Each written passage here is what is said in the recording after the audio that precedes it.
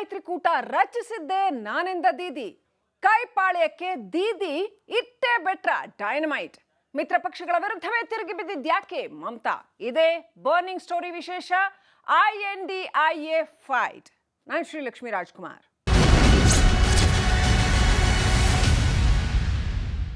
ಪಶ್ಚಿಮ ಬಂಗಾಳದಲ್ಲಿ ಲೋಕ ಸಮರ ಮುಗಿದ್ರೂ ಕೂಡ ವಾಕ್ ಸಮರ ಮಾತ್ರ ಹಾಗೆ ಮುಂದುವರೆದಿದೆ.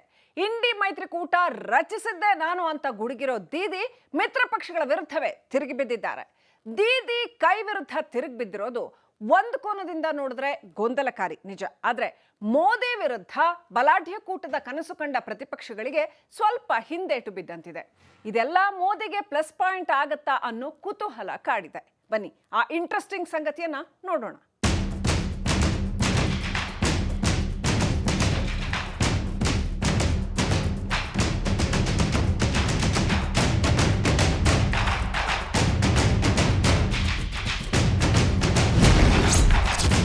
ಇಂಡಿ ಮೈತ್ರಿಕೂಟ ರಚಿಸಿದ್ದೇ ನಾನೆಂದ ದೀದಿ. ಕೈಪಾಳ್ಯಕ್ಕೆ ದೀದಿ ಇಟ್ಟೇ ಬಿಟ್ರ ಡೈನಮೈಟ್.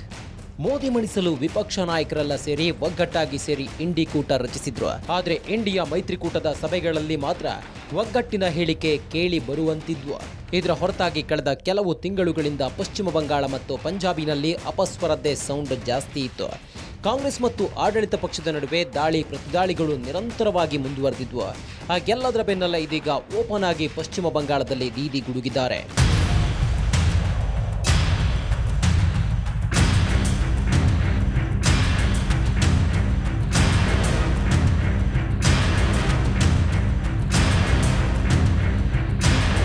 ಮೊದಲ ಹಂತದ ಲೋಕಸಮರದ ವೇಳೆ ಪಶ್ಚಿಮ ಬಂಗಾಳದಲ್ಲಿ ರ್ಯಾಲಿಯಲ್ಲಿ ಮಾತಾಡ್ತಾ ಮಮತಾ ಬ್ಯಾನರ್ಜಿ ಕೈಪಾಳ್ಯಕ್ಕೆ ಡೈನಮೈಟ್ ಇಟ್ಟಂತಿದೆ. ಯಾಕಂದ್ರೆ ಮೊದಲಿಂದಾನೂ ಕೇಳಿಬರ್ತಿದ್ದ ಆ ಅಪಸ್ವರ ಇದೀಗ ಜಗಜ್ಜಾಹೀರಾಗಿದೆ. ಪಶ್ಚಿಮ ಬಂಗಾಳದಲ್ಲಿ ಕಾಂಗ್ರೆಸ್ ಹಾಗೂ ಸಿಪಿಎಂ ಜೊತೆ ಒಂದೇ ಒಂದು ಸೀಟಿನಲ್ಲಿ ಹೊಂದಾಣಿಕೆ ಮಾಡಿಕೊಳ್ಳಲ್ಲ ಎಂದು ಕಡ್ಡಿ ಮುರಿದಂತೆ ಹೇಳಿದ್ರು. ಏಕಾಂಗಿಯಾಗಿ ಕಣಕ್ಕಿಳಿದಿದ್ದ ಪಶ್ಚಿಮ ಬಂಗಾಳ ಸಿಎಂ ಮಮತಾ ಬ್ಯಾನರ್ಜಿ ಇಂಡಿ ಮೈತ್ರಿಕೂಟದ ಪಕ್ಷಗಳ ವಿರುದ್ಧ ಕೆಂಡ ಕಾರಿದ್ದಾರೆ. ಮಿತ್ರ ಪಕ್ಷಗಳ ವಿರುದ್ಧವೇ ತಿರುಗಿ ಬಿದ್ದಿದ್ಯಾಕೆ ಮಮತಾ? ಇಂಡಿ ಒಕ್ಕೂಟ ರಚನೆ ಬಗ್ಗೆ ಕುಟುಕಿದ್ದೇಕೆ ದೀದಿ?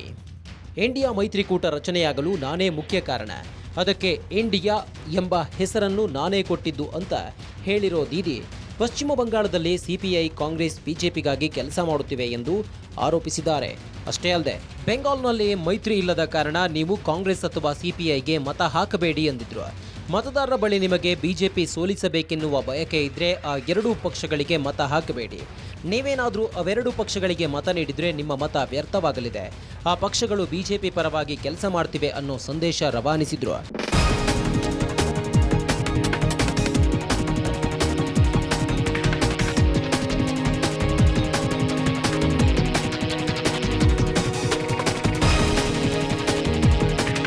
ಅಷ್ಟಕ್ಕೆ ಸುಮ್ಮನಾಗದೆ ಪಶ್ಚಿಮ ಬಂಗಾಳ ಸಿಎಂ ಮಮತಾ ಬ್ಯಾನರ್ಜಿ ಬಂಗಾಳ ಕಾಂಗ್ರೆಸ್ ಮತ್ತು ಸಿಪಿಎಂ ಎರಡಕ್ಕೂ ಮಮತಾ ಬ್ಯಾನರ್ಜಿ ಕಂಡ್ರೆ ಅಲರ್ಜಿ ಇದ್ದಂತಿದೆ ಎಂದಿದ್ದಾರೆ. ಯಾಕಂದ್ರೆ ಆ ಎರಡೂ ಪಕ್ಷಗಳನ್ನ ಪಶ್ಚಿಮ ಬಂಗಾಳದಲ್ಲಿ ನಂಬುವುದಿಲ್ಲ ಅಂತ ಟೀಕಿಸಿದ್ದಾರೆ. ಇಂಡಿ ಮೈತ್ರಿಕೂಟ ನಾನು ರಚಿಸಿದ್ದೇ ಹೊರತು ಬೇರ್ಯಾರೂ ಅಲ್ಲ ಅಂತ ಹೇಳಿರೋ ದೀದಿ, ಒಂದು ವೇಳೆ ಮೈತ್ರಿಕೂಟ ಗೆಲುವು ಸಾಧಿಸಿದ್ರೆ ನಾವು ಅದನ್ನ ಮತ್ತೆ ಪುನಶ್ಚೇತನಗೊಳಿಸುತ್ತೇವೆ.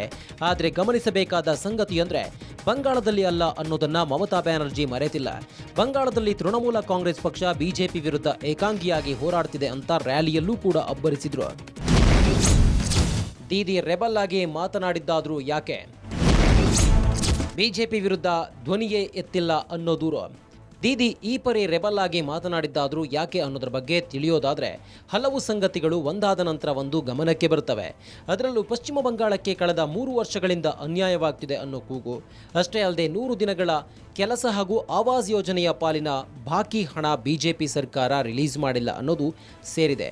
ಇಷ್ಟೆಲ್ಲ ಇದ್ರೂ ಇದ್ಯಾವುದರ ಬಗ್ಗೆ ಕಾಂಗ್ರೆಸ್ ನಾಯಕರು ಧ್ವನಿಯನ್ನೇ ಎತ್ತಿಲ್ಲ ಅನ್ನೋ ಅಸಮಾಧಾನ ದೀದಿಯದ್ದಾಗಿದೆ. ಇನ್ನು ಸಿಪಿಎಂ ಸ್ಥಿತಿ ಕೂಡ ಅಷ್ಟೇ ಚಕಾರವೆತ್ತಿಲ್ಲ ಎನ್ನಲಾಗ್ತಿದೆ. ಹೀಗಾಗಿ ಎರಡೂ ಪಕ್ಷಗಳ ನಾಯಕರಿಗೆ ಟಿಎಂಸಿಯನ್ನ ಗೆಲ್ಲಿಸೋ ಮನಸ್ಸಿಲ್ಲ ಅನ್ನೋ ಲೆಕ್ಕಾಚಾರ ಮುಂದಿಟ್ಟಿದ್ದಾರೆ ದೀದಿ.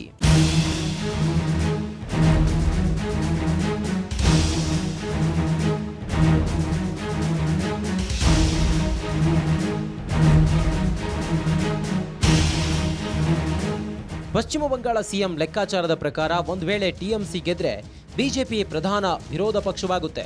ಆಗ ಈ ಎರಡೂ ಪಕ್ಷಗಳ ನಾಯಕರಿಗೆ ಕೊಂಚ ಇರುಸು ಮುರುಸು ತರುತ್ತೆ ಅನ್ನೋದು ದೀದಿ ಲೆಕ್ಕ. ಅಷ್ಟೇ ಅಲ್ಲದೆ ಯಾವುದೇ ಹೋರಾಟ ಪ್ರತಿಭಟನೆಯಲ್ಲಿ ಟಿಎಂಸಿ ಸದಾ ಮುಂದಿದೆ. ಎನ್ಆರ್ಸಿ ಘೋಷಣೆ ಮಾಡಿದಾಗ ಇತರೆ ಪಕ್ಷಗಳು ಎಲ್ಲಿದ್ದವು ಅಂತ ಕೇಳಿದ್ದಾರೆ. ಹೀಗೆ ಪುಂಖಾನುಪುಂಖವಾಗಿ ಇಂಡಿ ಮೈತ್ರಿಕೂಟದ ಪಾಲುದಾರ ಪಕ್ಷಗಳ ವಿರುದ್ಧ ಕೆಂಡಾಮಂಡಲವಾಗಿದ್ದಾರೆ. ಇಂಡಿಯಾ ಒಕ್ಕೂಟವನ್ನ ನಾನೇ ರಚನೆ ಮಾಡಿದ್ದು ಅಂಥೇಳಿ ಹೇಳುವ ಮೂಲಕ ಮಮತಾ ಬ್ಯಾನರ್ಜಿ ಪ್ರತಿಪಕ್ಷದ ಮುಖವಾಣಿ ಆಗಿ ಗುರುತಿಸಿಕೊಳ್ಳುವ ಲೆಕ್ಕಾಚಾರದಲ್ಲಿ ಇದ್ದಂಗೆ ಕಾಣಿಸ್ತಾ ಇದೆ. ಆ ಮೂಲಕ ಬಂಗಾಳಕ್ಕೆ ಸೀಮಿತವಾಗಿದ್ದ ಮಮತಾ ಬ್ಯಾನರ್ಜಿ ರಾಷ್ಟ್ರವ್ಯಾಪಿ ತನ್ನ ರಾಜಕಾರಣವನ್ನು ಮುಂದುವರಿಸುವುದಕ್ಕೆ ಹೊರಟ್ರ ಅನ್ನುವ ಅನುಮಾನವೂ ಕೂಡ ಮೂಡುತ್ತಿದೆ. ಟಿಕೆಟ್ ಹಂಚಿಕೆಯಲ್ಲೂ ಖಡಕ್ ನಿರ್ಧಾರ. ದೀದಿ ನಡೆಗೆ ಕೋಪಗೊಂಡಿದ್ದ ಕಾಂಗ್ರೆಸ್ ಅದಿನ್ನು ಲೋಕಸಮರಕ್ಕೆ ಅಭ್ಯರ್ಥಿಗಳನ್ನ ಕಣಕ್ಕಿಳಿಸೋ ಟೈಮ್. ಆಗ ಬಿಜೆಪಿ ವಿರುದ್ಧ ವಿರೋಧ ಪಕ್ಷಗಳು ಸೇರಿ ರಚಿಸಿಕೊಂಡಿದ್ದ ಎನ್ಡಿ ಮೈತ್ರಿಕೂಟದ ಭಾಗವಾಗಿದ್ದರೂ ಪಶ್ಚಿಮ ಬಂಗಾಳದಲ್ಲಿ ಕಾಂಗ್ರೆಸ್ ಜೊತೆ ಸೀಟು ಹೊಂದಾಣಿಕೆ ಮಾಡಿಕೊಂಡಿರಲಿಲ್ಲ. ಎಲ್ಲ 42 ಕ್ಷೇತ್ರಗಳಿಗೆ ಅಭ್ಯರ್ಥಿಗಳನ್ನ ಘೋಷಣೆ ಮಾಡಿಬಿಟ್ಟಿದ್ರು ಟಿಎಂಸಿ ನಾಯಕಿ ಮಮತಾ ಬ್ಯಾನರ್ಜಿ. ಈ ನಿರ್ಧಾರವೇ ನೋಡಿ ರಾಜಕೀಯ ಕೋಲಾಹಲ ಸೃಷ್ಟಿಸಿತ್ತು. ಇಂಡಿ ಒಕ್ಕೂಟ ಟಿಎಂಸಿ ಜೊತೆಗೆ ಗೌರವಯುತವಾಗಿ ಸೀಟು ಹಂಚಿಕೆಯ ಮಾತುಕತೆಯಲ್ಲಿತ್ತು. ಆದರೆ ಇದನ್ನು ಧಿಕ್ಕರಿಸಿದ ದೀದಿ ಏಕಾಂಗಿಯಾಗಿ ಪಶ್ಚಿಮ ಬಂಗಾಳದಲ್ಲಿ ಸ್ಪರ್ಧೆ ಮಾಡ್ತೀವಿ ಅನ್ನುವ ವಿಚಾರವನ್ನು ಮುಂದಿಟ್ಟರು. ಇದರಿಂದಾಗಿ ಟಿಎಂಸಿ ವಿರುದ್ಧ ಕಾಂಗ್ರೆಸ್ ನಾಯಕರು ಕೆರಳಿ ಕೆಂಡವಾದರು.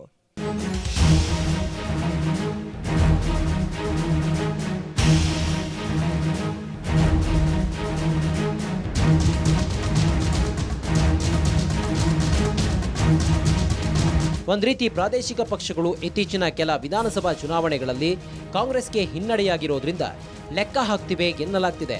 ಈ ಹಿನ್ನೆಲೆ ತಮ್ಮ ಭದ್ರಕೋಟೆಗಳಲ್ಲಿ ತಮ್ಮ ನೆಲೆ ಬಿಟ್ಟುಕೊಡೋ ಮನಸ್ಥಿತಿಯಲ್ಲಿ ಇಲ್ಲ.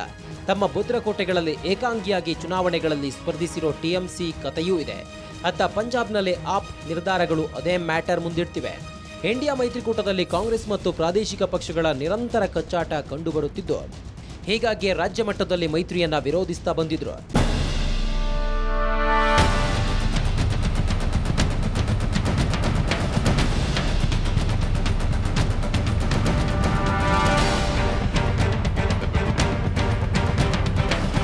ಇದೆಲ್ಲದರ ಫಲವಾಗಿಯೇ ಇರಬೇಕು ಚುನಾವಣಾ ಪ್ರಚಾರದಲ್ಲೂ ಕೂಡ ದೀದಿ ಸಿಪಿಐ ಮತ್ತು ಕಾಂಗ್ರೆಸ್ ವಿರುದ್ಧ ಟೀಕೆ ನಡೆಸಿದ್ರು. ಆ ಎರಡೂ ಪಕ್ಷಗಳಿಗೆ ಮತ ಹಾಕಬೇಡಿ ಅಂದಿದ್ರು. ಅದರಲ್ಲಂತೂ ಪಶ್ಚಿಮ ಬಂಗಾಳದಲ್ಲಿ ಇಂಡಿಯಾ ಮೈತ್ರಿ ಇಲ್ಲ ಅಂತ ಮತದಾರರಿಗೆ ಸರಾಸಗಾಟಾಗಿ ಘೋಷಿಸಿದ್ರು. ಇಂಡಿಯಾ ಒಕ್ಕೂಟವನ್ನ ರಚನೆ ಮಾಡಿದ್ದೆ ನಾನು, INDIA ಅಂತ ಹೆಸರಿಟ್ಟಿದ್ದೆ ನಾನು ಅಂಥೇಳಿ ಮಮತಾ ಬ್ಯಾನರ್ಜಿ ಹೇಳ್ತಾ ಇದ್ದಾರೆ. ಆ ಮೂಲಕ CPI ಮತ್ತು ಕಾಂಗ್ರೆಸ್ ಬಿಜೆಪಿಗಾಗಿ ಕೆಲಸ ಮಾಡ್ತಾ ಇದೆ. ಬೆಂಗಾಲ್ನಲ್ಲಿ ಯಾವುದೇ ಮೈತ್ರಿ ಇಲ್ಲ. ಕಾಂಗ್ರೆಸ್ ಮತ್ತು CPIಗೆ ಮತ ಹಾಕಿದರೆ ಬಿಜೆಪಿಗೆ ಹೋಗುತ್ತೆ. ನೀವೆಲ್ಲರೂ ಕೂಡ ನಮ್ಮನ್ನು ಬೆಂಬಲಿಸಿ ಅಂಥೇಳಿ ಮಮತಾ ಬ್ಯಾನರ್ಜಿ ಹೇಳುತ್ತಿದ್ದಾರೆ.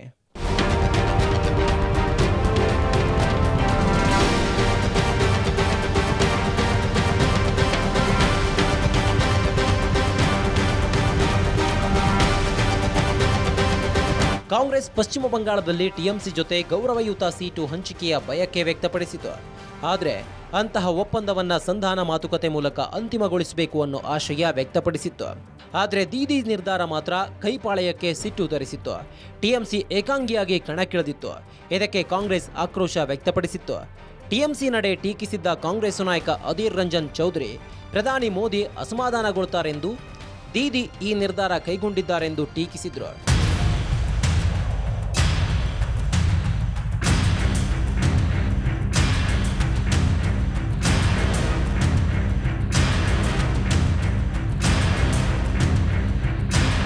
ಆದರೆ ದೀದಿಯ ಲೆಕ್ಕಾಚಾರವೇ ಬೇರೆ ಇತ್ತು.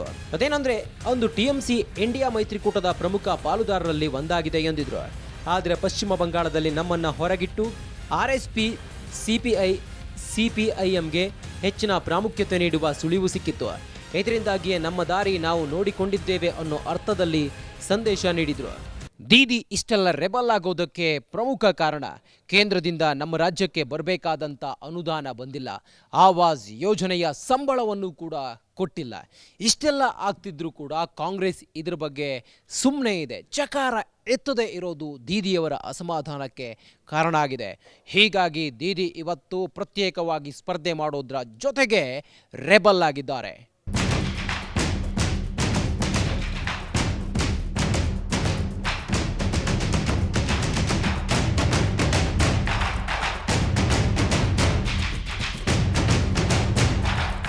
ಹಾಗೆ ನೋಡಿದ್ರೆ ಟಿಎಂಸಿ ನಾಯಕರು ಹೇಳೋ ಪ್ರಕಾರ 2019ರಲ್ಲಿ ಕಾಂಗ್ರೆಸ್ ಮತ್ತು ಸಿಪಿಎಂ ಪಕ್ಷಗಳು ಜನರನ್ನ ತಪ್ಪು ದಾರಿಗೆ ಎಳೆದಿದ್ದವಂತೆ. ಹೀಗಾಗಿ ಅಂದು ರಾಯ್ಗಂಜ್ ಕ್ಷೇತ್ರ ಬಿಜೆಪಿ ಪಾಲಾಗಿತ್ತು. ಇಲ್ಲದಿದ್ರೆ ರಾಯ್ಗಂಜ್ನಲ್ಲಿ ಟಿಎಂಸಿ ಗೆಲ್ಲುತ್ತಿತ್ತು ಎಂದೇ ಹೇಳಲಾಗ್ತಿದೆ. ಆದರೆ ಆಗ ಸಿಪಿಎಂ ರಾಯ್ಗಂಜ್ನಲ್ಲಿ ಬರೋಬ್ಬರಿ 1.8 ಲಕ್ಷ ಮತಗಳನ್ನು ಕಬಳಿಸಿತ್ತು. ಇನ್ನು ಕಾಂಗ್ರೆಸ್ 83,000 ಮತ ಸೆಳೆದುಕೊಂಡಿತ್ತು. ಹೇಗೆ ಟೋಟಲ್ 2.7 ಲಕ್ಷ ಮತ ದೋಚಿದ್ರು ಎಂಬುದು ಟಿಎಂಸಿ ಅಭಿಪ್ರಾಯವಾಗಿತ್ತು. ಇದೆಲ್ಲ ಒಂದು ಲೆಕ್ಕವಾದರೆ ಸದ್ಯ ದೀದಿ ಇಂಡಿ ಮೈತ್ರಿಕೂಟ ರಚಿಸಿದ್ದೆ ನಾನು ಅಂತ ಗುಡುಗಿದ್ದಾರೆ. ಆದರೆ ಕಾಂಗ್ರೆಸ್ ಮತ್ತು ಸಿಪಿಎಂ ಎರಡೂ ಪಕ್ಷಗಳನ್ನ ರಾಜ್ಯದಲ್ಲಿ ನಾನು ನಂಬುವುದಿಲ್ಲ ಎಂದಿದ್ದಾರೆ. ಈ ಮೂಲಕ ಕಾಂಗ್ರೆಸ್ಗೆ ಕಸಿವಿಸಿ ಉಂಟು ಮಾಡಿದ್ದಾರೆ.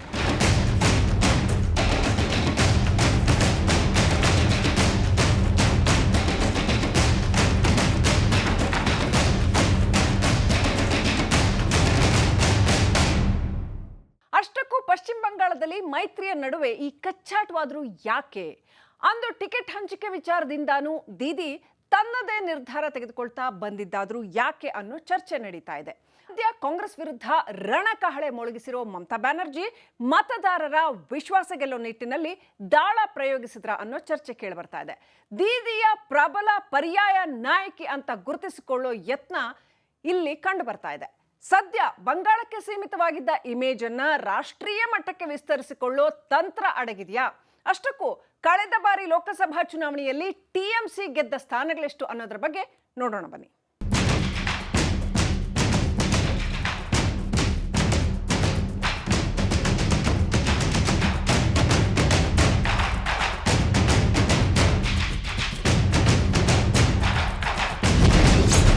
ಪಶ್ಚಿಮ ಬಂಗಾಳದಲ್ಲಿ ಮೈತ್ರಿ ಕಚ್ಚಾಟ ಬೇಕೆ? ಟಿಎಂಸಿ ನಿಲುವೇನು, ಕಾಂಗ್ರೆಸ್ ವಾದವೇನು? ಎಸ್ ವೀಕ್ಷಕರೇ, ಇಲ್ಲಿವರೆಗೂ ದೇಶದಲ್ಲಿ ವಿರೋಧ ಪಕ್ಷಗಳಲ್ಲಿ ಇದ್ದ ಕಾರ್ಯಸೂಚಿ ಅಂದ್ರೆ ಮೋದಿ ನೇತೃತ್ವದ ಎನ್ಡಿಎ ಮಣಿಸಲು ಪರ್ಯಾಯ ರಂಗ ರಚನೆ. ಆದರೆ ಪ್ರತಿಪಕ್ಷಗಳಲ್ಲೇ ಈಗ ಬೇರೆಯದ್ದೇ ಆದ ಫೈಟ್ ಆರಂಭವಾಗಿದೆ. ಪ್ರತಿಪಕ್ಷಗಳಲ್ಲಿ ದೊಡ್ಡಣ್ಣನ ಪಾತ್ರ ನಿರ್ವಹಿಸುತ್ತಿರೋ ಕಾಂಗ್ರೆಸ್ ಸ್ಥಾನಮಾನಕ್ಕೆ ಕುತ್ತು ಎದುರಾಗಿದೆ.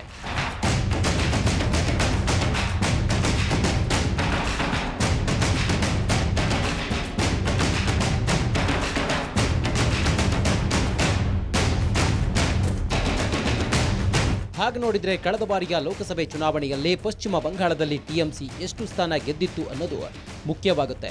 ಈ ಬಾರಿ ತಾನು ಏಕಾಂಗಿ ಸ್ಪರ್ಧಿಸೋದ್ರ ಹಿಂದೆ ಆ ಲೆಕ್ಕಾಚಾರ ಇದೆ ಅನ್ನೋ ಸಮರ್ಥನೆ ದೀದಿಯದ್ದಾಗಿದೆ. ಪಶ್ಚಿಮ ಬಂಗಾಳದಲ್ಲಿ 42 ಲೋಕಸಭಾ ಕ್ಷೇತ್ರಗಳಿವೆ. 2019ರ ಚುನಾವಣೆಯಲ್ಲಿ ಟಿಎಂಸಿ 22 ಕ್ಷೇತ್ರಗಳಲ್ಲಿ ಗೆದ್ದಿತ್ತು. ಇನ್ನು ಬಿಜೆಪಿ 18ರಲ್ಲಿ ಹಾಗೂ ಕಾಂಗ್ರೆಸ್ ಕೇವಲ 2 ಕ್ಷೇತ್ರಗಳಲ್ಲಿ ಜಯ ಸಾಧಿಸಿತ್ತು. ಕಳೆದ ಬಾರಿ ಗೆದ್ದ ಕ್ಷೇತ್ರಗಳನ್ನು ಕಾಂಗ್ರೆಸ್ಗೆ ಬಿಟ್ಟುಕೊಡಲಾಗುವುದು ಎಂದು ಟಿಎಂಸಿ ಆರಂಭದಲ್ಲೇ ತಿಳಿಸಿತ್ತು. ಆದರೆ ರಾಜ್ಯದಲ್ಲಿ ಬಿಜೆಪಿಯನ್ನ ಸೋಲಿಸಲು ಕಾಂಗ್ರೆಸ್ ಹಾಗೂ ಎಡಪಕ್ಷಗಳು ತ್ಯಾಗ ಮಾಡಿ ಸಹಕರಿಸಬೇಕು ಅಂತ ದೀದಿ ಹೇಳಿದರು.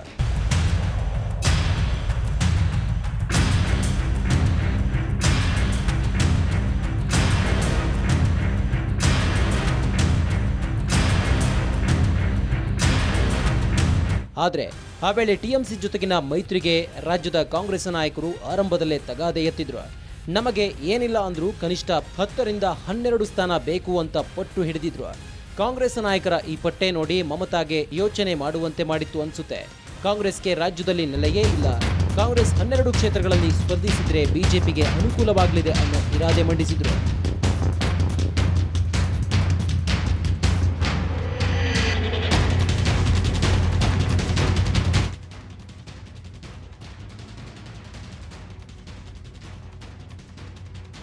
ಆಗ ಕನಿಷ್ಠ ಪಕ್ಷ 6-7 ಸ್ಥಾನಗಳನ್ನಾದರೂ ಪಕ್ಷಕ್ಕೆ ಬಿಡಬೇಕು ಎಂದು ಕಾಂಗ್ರೆಸ್ ಒತ್ತಡ ಹೇರಿತ್ತು. ಈ ವೇಳೆ ಟಿಎಂಸಿ ಮತ್ತೊಂದು ಕಂಡೀಷನ್ ಮುಂದಿಟ್ಟಿತ್ತು. ಅದೇನೆಂದರೆ ಅಸ್ಸಾಂನಲ್ಲಿ 2, ಮೇಘಾಲಯದಲ್ಲಿ 1 ಹಾಗೂ ಗೋವಾದಲ್ಲಿ 1 ಕ್ಷೇತ್ರಗಳಲ್ಲಿ ಟಿಎಂಸಿ ಅಭ್ಯರ್ಥಿ ಸ್ಪರ್ಧೆಗೆ ಕಾಂಗ್ರೆಸ್ ಅನುವು ಮಾಡಿಕೊಡಬೇಕು ಅನ್ನೋದು. ಹೀಗೆ ಮಾಡಿದರೆ ಪಶ್ಚಿಮ ಬಂಗಾಳದಲ್ಲಿ ಮತ್ತೊಂದು ಕ್ಷೇತ್ರ ಕೈಪಾಳ್ಯಕ್ಕೆ ಬಿಟ್ಟುಕೊಡೋದಾಗಿ ತಿಳಿಸಿತ್ತು. ಅಲ್ಲಿಗೆ ಕಾಂಗ್ರೆಸ್ಗೆ ಒಟ್ಟು 3 ಕ್ಷೇತ್ರ ದೊರೆತಂತಾಗ್ತಿತ್ತು. ಇದಕ್ಕೆ ಕಾಂಗ್ರೆಸ್ ನಾಯಕರು ಸುತಾರಾಮ್ ಒಪ್ಪಿರಲಿಲ್ಲ. ಆಗ ತಾನು ಏಕಾಂಗಿಯಾಗಿ ಕಂಟೆಸ್ಟ್ ಮಾಡಲು ಸಿದ್ಧ ಅಂತ ದೀದಿ ಸಂದೇಶವನ್ನ ರವಾನಿಸಿದ್ರು. ದೀದಿಯ ಆ ಪ್ಲಾನ್ ಆದ್ರೂ ಏನು ಗೊತ್ತಾ? ಕಾಂಗ್ರೆಸ್ಗೆ ತಿವಿಯೋ ಮೂಲಕ ದಾಳ ಪ್ರಯೋಗಿಸಿದ್ರ. ಸದ್ಯಕ್ಕೆ ರಾಷ್ಟ್ರ ಮಟ್ಟದಲ್ಲೇ ಬಿಜೆಪಿಗೆ ಪರ್ಯಾಯ ಅಂತ ಗುರುತಿಸಿಕೊಂಡಿರೋದು ಶತಮಾನದ ಹಳೆ ಪಕ್ಷ ಕಾಂಗ್ರೆಸ್.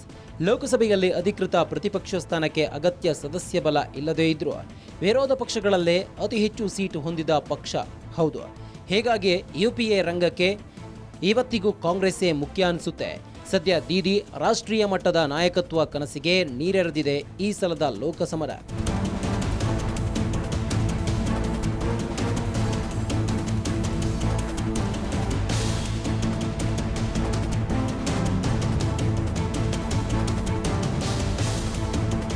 ಸದ್ಯ ಕಾಂಗ್ರೆಸ್ ವಿರುದ್ಧ ರಣಕಹಳೆ ಮೊಳಗಿಸಿರೋ ಮಮತಾ ಬ್ಯಾನರ್ಜಿ ಹುಟ್ಟು ಬಂಡಾಯಗಾರ್ತಿ. 80-90ರ ದಶಕದಲ್ಲಿ ಯುವ ಕಾಂಗ್ರೆಸ್ನಲ್ಲಿ ಹೆಚ್ಚು ಗರ್ಜಿಸಿದವರು ಮಮತಾ ಬ್ಯಾನರ್ಜಿ. ಕೊನೆಗೆ ಕೈನಿಂದ ಸಿಡಿದೆದ್ದು ತೃಣಮೂಲ ಕಾಂಗ್ರೆಸ್ ಕಟ್ಟಿದ ಮಮತಾ ಬ್ಯಾನರ್ಜಿ ಭದ್ರವಾಗಿ ಬಂಗಾಳದಲ್ಲಿ ತಳವೂರಿದ್ದ ಸಿಪಿಐ ಅನ್ನ ಬುಡ ಸಮೇತ ಕಿತ್ತೊಗೆದಿದ್ದು ಕಮ್ಮಿ ಸಾಧನೆ ಅಲ್ಲ. ಈಗಾಗಲೇ ಬಂಗಾಳದಲ್ಲಿ ಹ್ಯಾಟ್ರಿಕ್ ಬಾರಿಸಿದ್ದಾರೆ ಮಮತಾ ಬ್ಯಾನರ್ಜಿ. ಹೀಗೆ ಮೋದಿ ಶಾಗೆ ಬಂಗಾಳದಲ್ಲಿ ಮುಖಭಂಗಕ್ಕೀಡು ಮಾಡಿದಂತೆ ರಾಷ್ಟ್ರ ಮಟ್ಟದಲ್ಲೂ ಪಾಠ ಕಲಿಸಬೇಕು ಎಂಬ ಛಲ ಹೊತ್ತಂತೆ ಕಾಣುತ್ತೆ.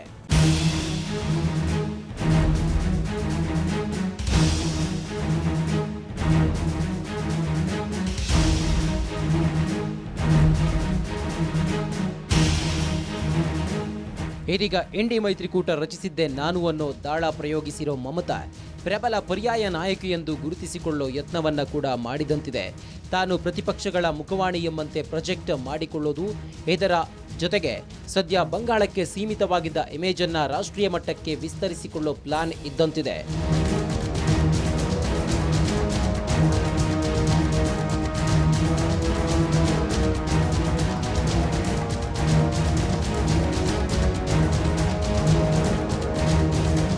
ಲೋಕಸಭಾ ಚುನಾವಣೆಯ ಮೊದಲ ಹಂತದ ಮತದಾನ ಪೂರ್ಣಗೊಂಡಿದೆ. ಅದರಲ್ಲೂ ಮುಖ್ಯವಾಗಿ ಪಶ್ಚಿಮ ಬಂಗಾಳದಲ್ಲಿ ಕೆಲ ಅಹಿತಕರ ಘಟನೆ ನಡೆದಿದ್ದು ಬಿಟ್ರೆ ಎಲ್ಲವೂ ಲೆಕ್ಕಾಚಾರದಂತೆ ನಡೆದಿದೆ. ಹಿಂದೂ ಮತಗಳ ಕ್ರೋಢೀಕರಣ ಬಯಸ್ತಿರೋ ಬಿಜೆಪಿ ಹೆಚ್ಚಾಗಿ ಸಂಭ್ರಮಾಚರಣೆಯಲ್ಲಿ ಮುಂಚೂಣಿಯಲ್ಲಿದೆ. ಆದರೆ ಕೇಸರಿ ಪಕ್ಷಕ್ಕೆ ಸ್ಥಾನ ಬಿಟ್ಟುಕೊಡಲು ಇಚ್ಛಿಸದ ಟಿಎಂಸಿ ಕೂಡ ಹಿಂದೆ ಬಿದ್ದಿಲ್ಲ. ರಾಮನವಮಿ ದಿನವೂ ಕೂಡ ತಕ್ಕ ದಾಳವನ್ನೇ ಪ್ರಯೋಗಿಸಿದೆ.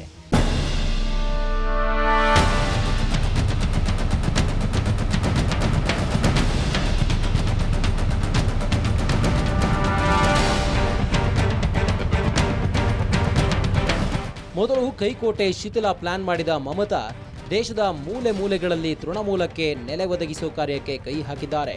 ಘಟಾನುಘಟಿ ಕಾಂಗ್ರೆಸ್ಸಿಗರನ್ನ ಸೆಳೆಯುವ ಮೂಲಕ ಕೈಗೆ ಮರ್ಮಾಘಾತ ಕೊಟ್ಟಿದ್ದಾರೆ. ಇನ್ನು ಯಾವಾಗ ದೀದಿ ಕಾಂಗ್ರೆಸ್ ಬುಡಕ್ಕೆ ಕೈ ಹಾಕತೊಡಗಿದ್ರೋ ಗತ ಇತಿಹಾಸವುಳ್ಳ ಕಾಂಗ್ರೆಸ್ ಸೈಲೆಂಟ್ ಆಗೇನೋ ಕೂತಿಲ್ಲ. ಇನ್ನೊಂದೆಡೆ ಯಾವಾಗ ಯುಪಿಎ ಅನ್ನೋದು ಇಲ್ಲವೇ ಇಲ್ಲ ಅಂತ ಪ್ರಮುಖ ಪ್ರತಿಪಕ್ಷಗಳಲ್ಲಿ ಒಂದಾದ ಟಿಎಂಸಿಯೇ ಹೇಳಿರುವಾಗ ವಿರೋಧ ಪಕ್ಷಗಳಲ್ಲಿ ಒಗ್ಗಟ್ಟಿಲ್ಲ ಅನ್ನೋದು ಪ್ರೂವ್ ಆಗಿದೆ.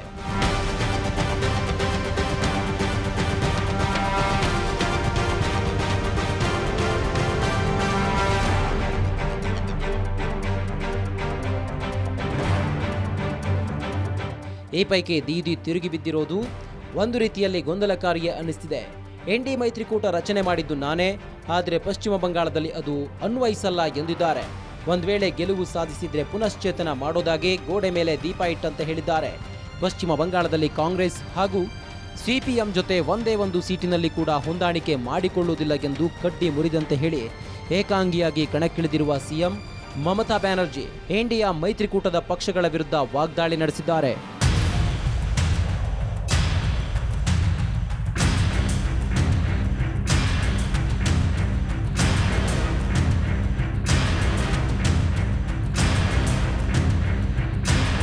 ಮೋದಿ ವಿರುದ್ಧ ಬಲಾಢ್ಯ ಕೂಟದ ಕನಸು ಕಂಡ ಪ್ರತಿಪಕ್ಷಗಳಿಗೆ ದೀದಿ ಆಂಟಿ ಕಾಂಗ್ರೆಸ್ ನೀತಿ ವರವಾಗುತ್ತಾ?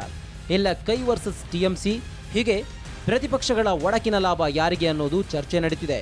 ಇದೆಲ್ಲವೂ ಪರೋಕ್ಷವಾಗಿ ಲೋಕಸಮರದಲ್ಲಿ ಮೋದಿಗೆ ಪ್ಲಸ್ ಪಾಯಿಂಟ್ ಆಗುತ್ತಾ ಅನ್ನೋದನ್ನ ತಳ್ಳಿ ಹಾಕುವಂತಿಲ್ಲ. ಸದ್ಯಕ್ಕಂತೂ ದೀದಿ ಬಿಟ್ಟಿರೋ ಬಾಣಕ್ಕೆ ಕಾಂಗ್ರೆಸ್ ಯೋಚನೆ ಶುರು ಮಾಡುವಂತೆ ಮಾಡಿದೆ.